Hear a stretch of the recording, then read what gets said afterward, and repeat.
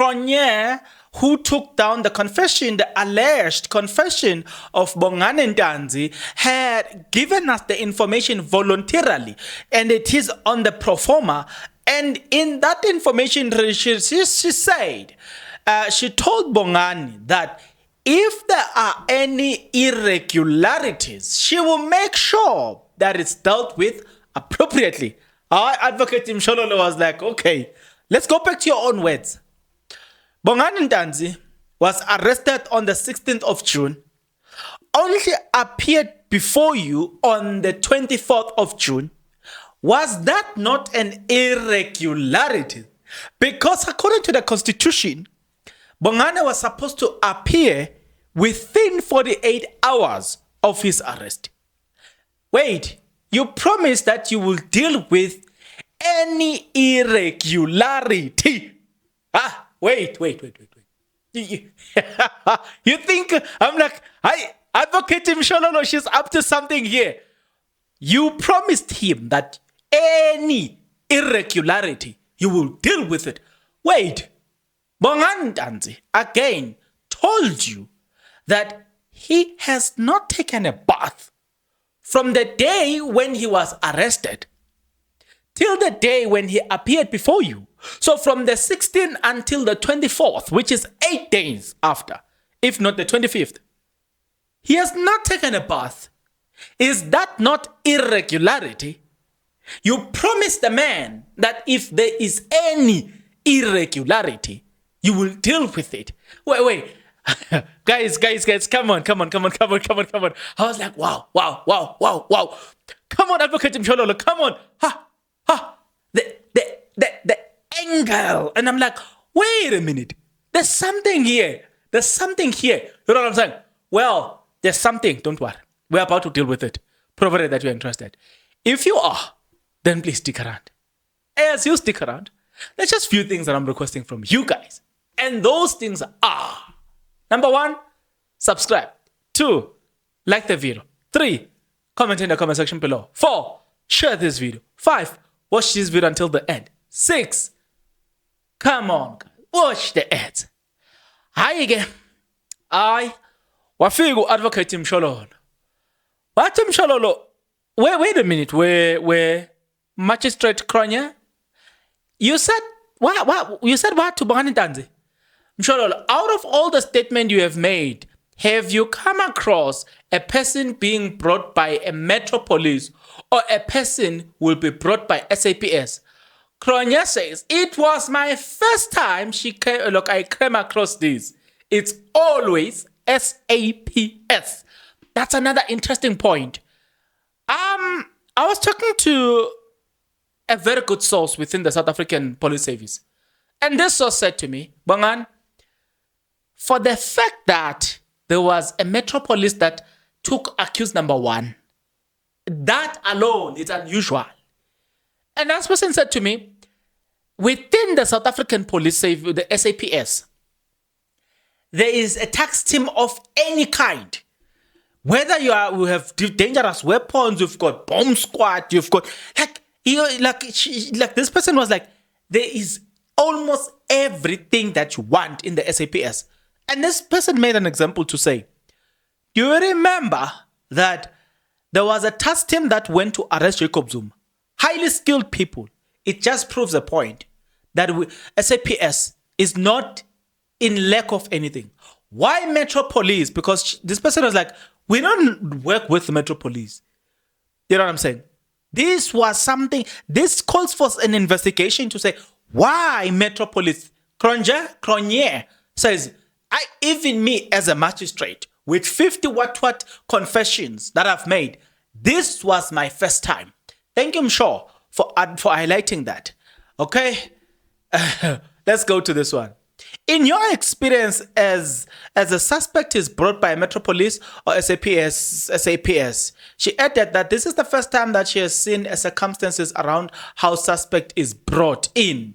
So it raises an eyebrow. What? Yeah. Okay. Mshololo, is this the first time we have seen a person brought by a heavily armed policeman? That's another interesting one. She's like, yes, When you ask for their appointment certificates, they disappear and you are not given an explanation. Cronje says yes. We did explore this point. We did spoke about this to say there is shadiness here for the fact that they are heavily armed metropolis. You know what I'm saying? But when you ask them to commit, they are nowhere to be found. Because if you were to say, Bongs, here's a document, put your ID, your address, and your signature. If I'm not willing to commit to that document, it means that I myself don't even trust what I'm talking about. But if I'm willing to put all my particular and confidential details on that document, it means I trust that. That alone had said something to me to say, why is this metropolis people, why are they not willing to commit? It says something. You know what I'm saying? There's some shadiness in how Bongani Ntanzi was brought before the magistrate. If there is some shadiness right there, it means that that follow the chain. It means that even how he was arrested and what he was arrested for, there's some shadiness there. Because if there's no shadiness, it means we are to follow the right process. We ask fellow SAPS members, give us a backup here. We need this type of policing that are going to arrest this. Finish and clear. You know what I'm saying? Sure. Okay. Yeah. Cronje says it was the first time. Now, Mshololo, you testify that you didn't make a copy of the fidelity certificate of the so-called lawyer for accused number 2. Did you ask which law firm was he from to establish if he was an attorney? Cronje, I did not ask. He was an attorney from what I saw on. I'm like, wow, wait a minute. You know, I like the way they attack this word for the fact that they're using the word the so-called. It shows you that we have no faith in this person called in this person called Metropolis. We really have no faith on this one. And then Cronje, this was my first time I had to come across from an outside from a confession on other occasion I will be in an office and the person will be brought to me, but the office the officer accompanying the person will come into the office with the person. Mshololo. And and no one told you why they left when you ask for their appointment certificate. The magistrate says no. Mshololo, but they deny. Look, they defined your instruction. Cronje says yes, that's correct. That's another point here. If you are talking about Metropolis who are at work doing their work, and then you say, sir, can I have your appointment card or show me? I mean, make an example. You pull up. There's this video that is trending of this fake Metropolis or police from a local traffic department where I think it's in Free State, where there's no belt, there's nothing, and then you ask an appointment card is not there. You know what I'm saying? If I'm genuine, and you say, where is your appointment card? I'll be like, do you know what I'm saying? Mshololo, now is it common to hear? Look, let's leave this one. I've already covered this one. You didn't even ask for a mandate from that attorney, Cronje. I did not ask him for any mandate. He just said he was Ntanzi's lawyer. Cronje.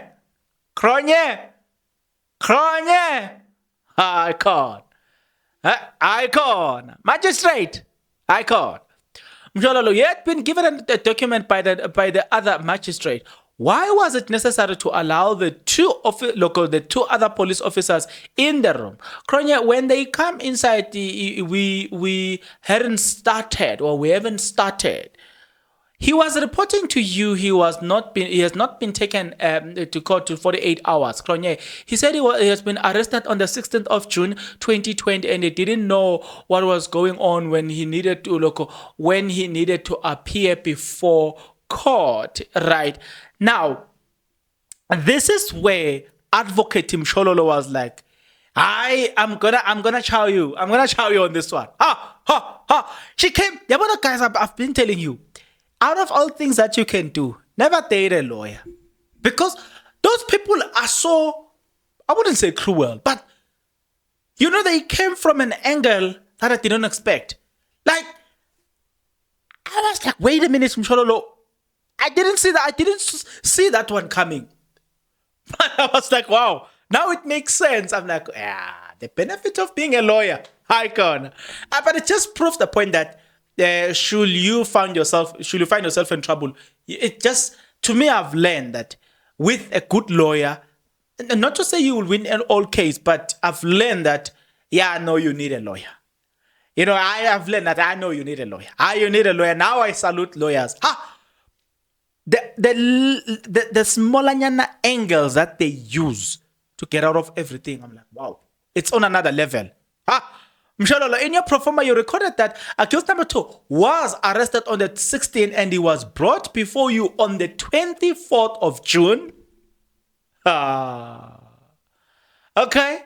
It shows that he was complaining to you. Let me close this phone that is busy disturbing us, that is busy complaining to me. It shows that he was complaining to you of being arrested on the 16th of June. Cronje says, yes, that's correct. You know what I'm saying? So he was, look, yeah. Ha.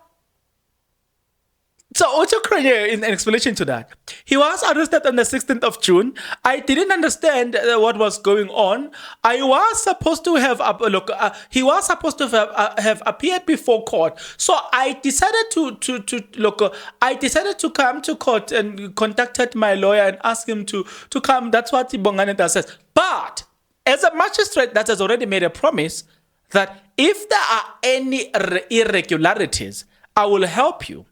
There you are, confronted with irregularities, but you're doing nothing. You're not helping the guy, but you're just making a note and leave it like that. Well, it shows that the help that she was referring to was not necessarily a help. Whatever she was doing there was just to fill in the to make sure that she is seen as if she is fulfilling the mandate, but and making sure that she followed the procedure, but it was not necessarily about the procedure. That's what I'm saying here. What did you understand by someone saying they are in detention for 8 days without going to court? I saw that and I considered it to be an irregularity. Why did you continue with someone and the taking of a statement from someone who was illegally detained? He showed desire to speak and a lawyer at the time. And back to this question to say irregularity. If you are saying you agree that for this person to appear before you on the 24th of June, when he was arrested on the 16th of June, that is irregularity. Mind you, that guy also appeared on the 27th of June. You know what I'm saying? Still, after 24th, 25th, 26th. That means from the day after Cronje, he only appeared 2 to 3 days later. Guys, I'm interested in this magistrate. She promised Bongana that if there are any irregularity, I'm going to help you. If those words were true, coming from the heart to fulfill the mandate given by the state, why didn't she do anything about this? If indeed it was true.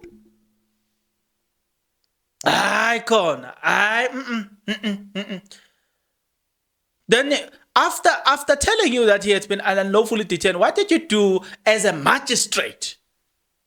Cronje, I was not in power to release him, Mshololo, but it was in your power not to continue taking a statement from someone who was illegally detained. Nobody had a lawyer. And I'm asking myself, does having a lawyer, this lawyer, that today we don't know about, I'm coming for that lawyer anyway. I've seen his profile. We just want to find out who is this lawyer. You know what I'm saying? Yeah, we're coming to that lawyer anyway. I'm asking myself, so does it mean that if you have a lawyer next to you and the irregularity, therefore you as a magistrate, you won't do anything because there is a lawyer? What's the purpose of being a magistrate then? Because I will think that your purpose is to keep or safeguard the Constitution. Whether there is a judge who's in violation of the Constitution, the police, the lawyer, the civilian, or your interest is the Constitution, not the title of an individual. Do you get a point? So whether that lawyer was there or not, for the fact that there's irregularity, as a magistrate, you're supposed to act in defense of the Constitution. Your interest is not the person, it's not it's not Ntanzi Bonga accused number 2, it's not the lawyer, it's not the metropolis. Your interest is the Constitution. If there is any breach or violation in the Constitution, you're supposed to act in favor of the Constitution. I don't get this magistrate. I said I don't get. He was reporting to you. He did not Advocate Mshololo was asking okay. He was reporting to you. Did you take note of that? Cronje says, yes, I did. Mshololo, this person was complaining. Why did you proceed to take a statement from a person who was kept in illegal? Okay, I see you. We've already covered that one. I was not in position to release him. You're a magistrate, for God's sake. Yes, I agree it was not within your power to release him, the accused, but it was within your power to say, I cannot continue taking down a confession from a person who has been unlawfully detained. Do you agree? When someone is injured, they could have visible and non-visible scars. So you can't tell if the person was assaulted or not. I was like, okay. Like, wait a minute. You see this thing of visible and non-visible scars? It makes sense. You know why I'm saying that? You must go and watch this channel called Network Agenda. Or Agenda Network, I think it's between the two words. It deals with ex-convict, right? One of the ex-convicts said the other time, he was a member of the South African Police Service. He speaks about how they used to torture people, but in a manner that when you look at them, you won't see anything. He speaks about the fact that they will go to Shoprite, buy maybe 3 of those plastics, and then combine those plastics, and then they will put the plastic here.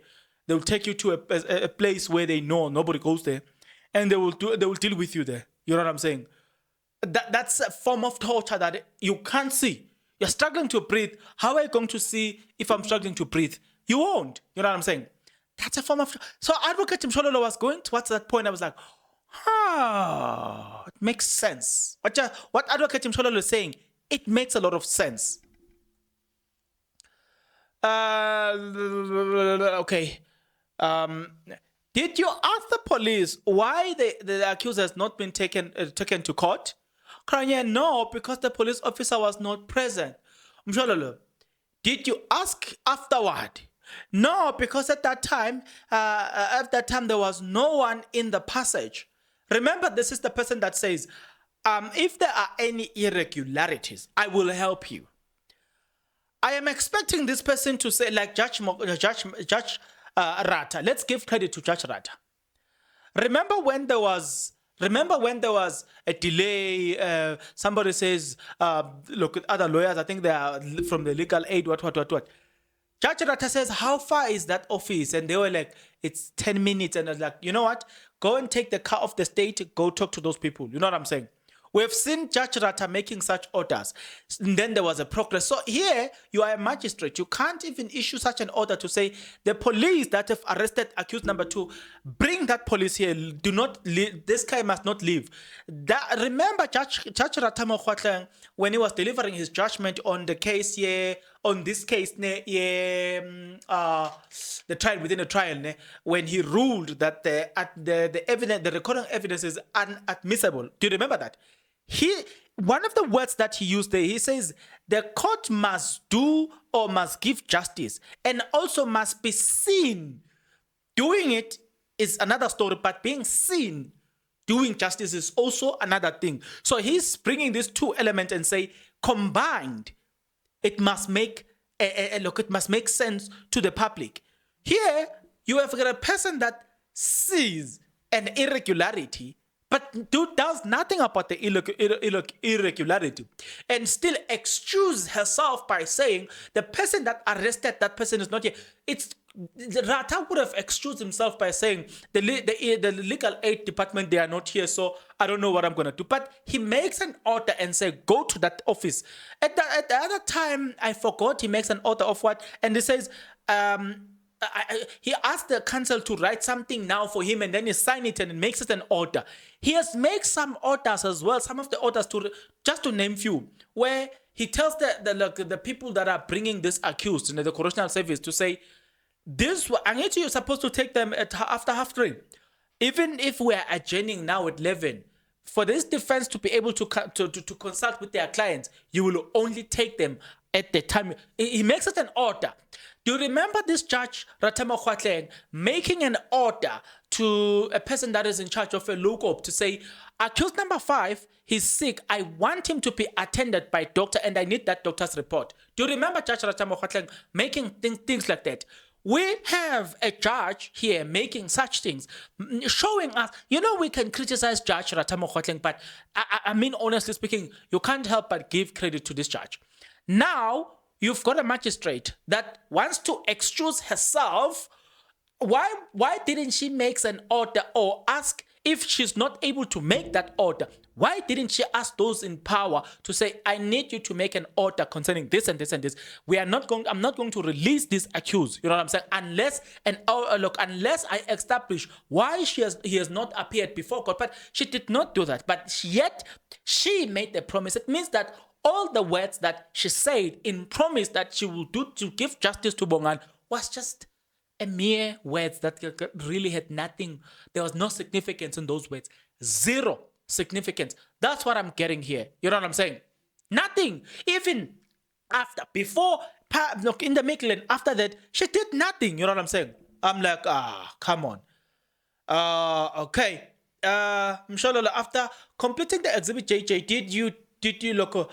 What did you do with it, Cronje? After completing the entire document, it was then interpreted back to him, and a signature was appended. Someone is not sure injuries. Okay, we have already covered that one. Yeah, it was quite interesting that. Sorry, guys. It was quite interesting that. We have Cronje speaking about the fact that she was going to help Ukbongane Ntanzi. But I'm still telling you now, all of the things that Magistrate Cronje said, it was just a lip service. It was just a matter of, you know what, in order for me to justify myself that I did what I was supposed to do, I am going to say the words that I'm supposed to say without acting in accordance to the words that I am going to say, because there are so many things that are just doesn't make sense that the magistrate should have inquired, but she has excuses for all of them. She has never acted in a manner that shows that I tried to do 1, 2, 3, but those in authority did not want to. You know what I'm saying? Like, there's so many loopholes here. The Metro Police officers that were heavily armed on the passage, but as soon as now they are asked to commit, they are no way to be found. It raises an eyebrow to say, wait a minute, if there is nothing to lose, if everything is in line with the law, whatever they are doing is in line with the Constitution, when you ask them to commit, what's the problem? You know what I'm saying? I thought from the beginning, I was like, there was a time where I thought, you know what, Bongane Ntanzi,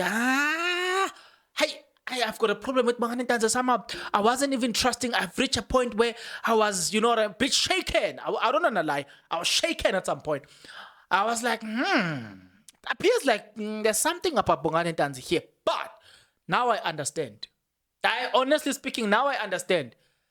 Bongani Ntanzi is not supposed to be there to begin with. Bongani Ntanzi supposed to be released.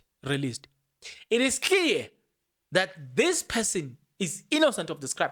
And we're going to say this, guys. We are not saying they did not commit any crime, but we are saying this crime of Senzo Meyiwa, we don't think, based on what we have seen happening in court, we don't believe that there is any significance in us having all the people the accused in this thing, right? Then again, there was there was an interpreter that was called, who her name is what? Her name is Motlapiseng, right? Motlapiseng was the interpreter there on. I think the significance of Motlapiseng was that she's an interpreter. She helped.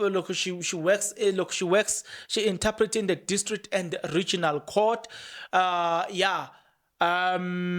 Then she's interpreting things when this is English, it's Xhosa, Zulu, and then Lesotho as well. Motlapiseng as well was there when Bongani Ntanzi was signing, and I'm just checking some of the things that Motlapiseng had said. I'm not going to talk about the fact that she arrived at court at about 2 o'clock, because there's no significance in that. We don't care about that. We only care about the content. That is the same thing as to say there was a call between Kelly Khumalo and accused number 5. We don't care about that. We care about what the content of the call, because you can't prosecute somebody over the fact that they called a hitman. We want to know what we're saying to the hitman. That's what becomes the most important thing that we can take. So Motlapiseng then, at this particular moment, she says the magistrate is Vivian Cronje, the gentleman in handcuffed, the man is in a suit, Njiako entered the room and says Cronje also had a conversation with Mr. Njiako, who introduced himself as Ntanzi's lawyer, and Ntanzi also confirmed this. And Ntanzi had all the right to confirm this if he wanted to leave. It just makes a lot of sense now that if he really wanted to leave, he had to make such a decision. What was your overall observation of the accused? Motlapiseng, he appeared to be someone who really wanted to speak. Baloyi, are you perhaps able to say why? Motlapiseng, his words were cha ngifuna uqhubeka ngikhulume. Yeah, cha ngifuna uqhubeka ngikhulume. Meaning, yes, my sister, I want to continue talking. Motlapiseng, I think those are a few things that she said. She was just trying to say that she saw what she saw, and which I don't think there's any significance in a lot of things that she said. The most interesting person for me here was the magistrate, Magistrate Cronje. Right. So, and then she was asked about the interpretation. Advocate Mgomezulu, she started interpreting when she interpreted in Boksburg Magistrate since 1997. She was then promoted for a senior interpreter in 2005, and she was appointed principal in court interpreter in 2014. So she's been in the game for a while, She's been in the game for a while. Our advocate Mgomezulu had some few questions to ask, but it was not much. It was not much. I think it was more, or it had more to do with how, sorry guys, how she has performed the job. There's really nothing much that Motlapiseng had done, except to say that she was just saying that Ntanzi really committed the offense That's at least what I heard. Good, okay, yeah, Ntanzi really committed the offense, and Ntanzi did indeed confess to the crime he never committed. And I'm sitting here and I'm thinking to myself, it made sense that he needed to confess, because if he did not do what he was asked to do, really they were going to deal with him. In fact, I was speaking to one of the forensic investigator.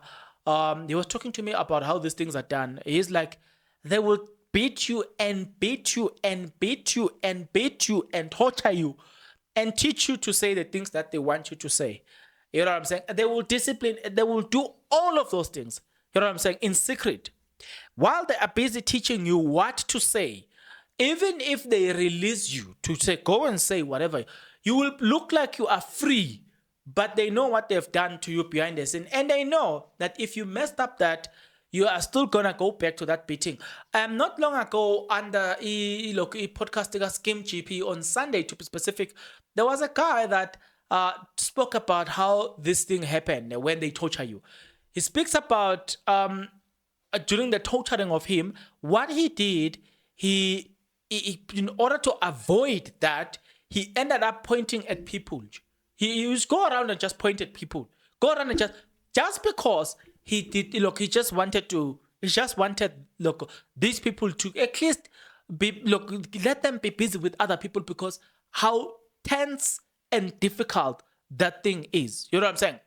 So now that I've just outlined how tense and difficult that is, it therefore makes sense that Bongani Ntanzi will go as far as confessing, looking like he's making a confession, because he understands that if he doesn't do that, there's something that is going to follow him. Now, compare the two things that I've just presented before you. It is the first one, it is the story that I got on Network Agenda, I think it's Network Agenda, it's a YouTube channel, right? It deals with ex-convict, where this police speaks from a police angle and say, this is how we used to torture people, right? This is how we used to do it. And then you also have a person now who is a convict who was at the receiving end of the same torture. You know what I'm saying? So it just confirmed that this thing is there. You know what I'm saying? It's just that those in authority, they haven't decided that they want to end that thing. It is out of that thing, because people say this thing is very painful. You know what I'm saying? You do everything. They say you do everything. Everything. You release your number to your number one all in once. You know what I'm saying? Also, there was another form of that one. I remember I used to work with a guy that said they stole a trailer, and then after stealing a trailer, I don't know how they got caught. And then he speak about something that looks like a fridge where they were putting that thing. And then he said that these people had given them 1 million rand. But he says he says that they stole this trailer. They were in an agreement with this guy who I think it was a Nigerian. So they used to work around Wadeville, if I'm not mistaken. So that guy got there, it was on Sunday, and made a deal and negotiated with this security guard to say, I want to steal this trailer. And then he gave them 1 million. Do you want to know how much is a trailer? A trailer is he gave them 1 million or over 100,000. But it was like serious cash. Serious cash. If not 500,000, I think it was around there. You know what I'm saying? I forgot. Maybe, but I think it was above 100,000. That was going to be each share.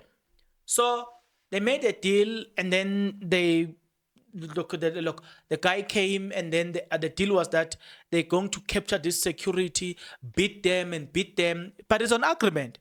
And then he said they were dumped on the road to Hickleback. So, okay, fast forward, they get found.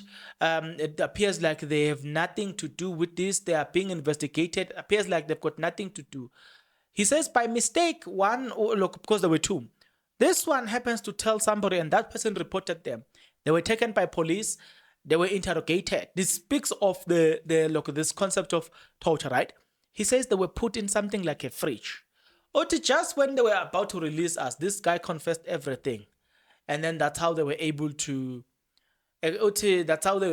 get every money, because The money they've hidden, the money. That's why they were able to get that money. And I think ultimately they recover the trailer. It speaks of this thing that the sting of torturing people is there. It's not like it's not in existence. But yeah, let me end it here for today. I'll see you guys on the next video. But until then, please take care.